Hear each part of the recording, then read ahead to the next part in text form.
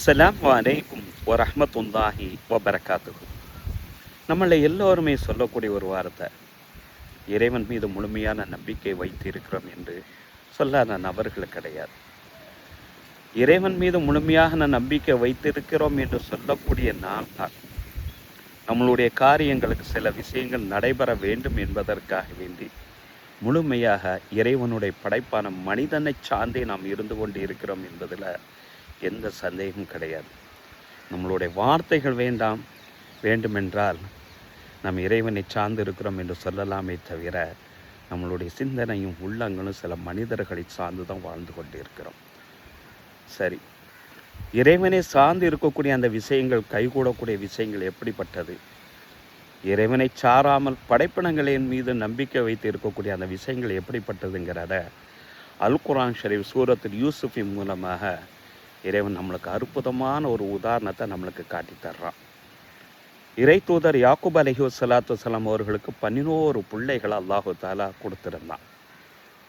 அந்த 11 பிள்ளைகளில் நபி யூசுப் அலைஹிஸ்ஸலாத்துலாம் அவர்கள் மீது இறை தூதர் யாக்கூப் அலைஹிஸ்ஸலாத்துலாம் அவர்களுக்கு ரொம்ப பிரியம்.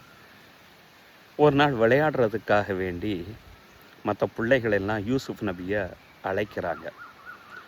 அதுக்கு இறை தூதர் யாக்கூப் அலைஹிஸ்ஸலாத்துலாம் சொன்ன அந்த ஒரு வார்த்தையும் அல் குர்ஆன் ஷரீஃபில் இறைவன் சொல்கிறான், இன்னி அகாஃபு, நான் பயப்படுறேன்ப்பா, ஐயகுலஹு திப்பு.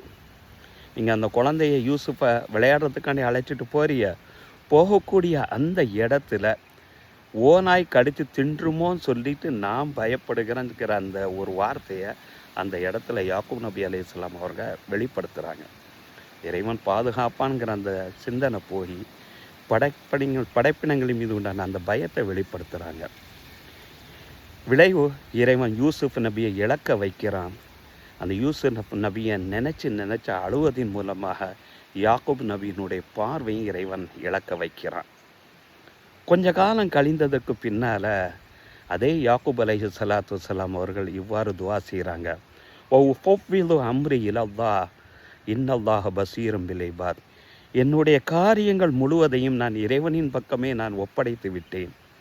நிச்சயமாக இறைவன் ஒவ்வொரு அடியார்களையும் உற்று நோக்கக்கூடியவனாக இருக்கிறான் என்று அந்த பொறுப்புக்கு இறைவனை சாட்டக்கூடிய நேரத்தில் எந்த இறை தூதர் யூசுஃபை இழந்தார்களோ அதே இறை தூதர் யூசுஃபை யாக்கூப் அலைஹிஸ்ஸலாம் அவர்கள் பெற்றுக்கொண்டார்கள்.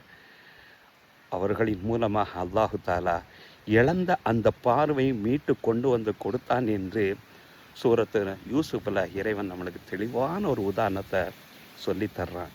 இறைவன் மீதே பொறுப்பு சாட்டுவோம் இன்ஷா அல்லாஹ்.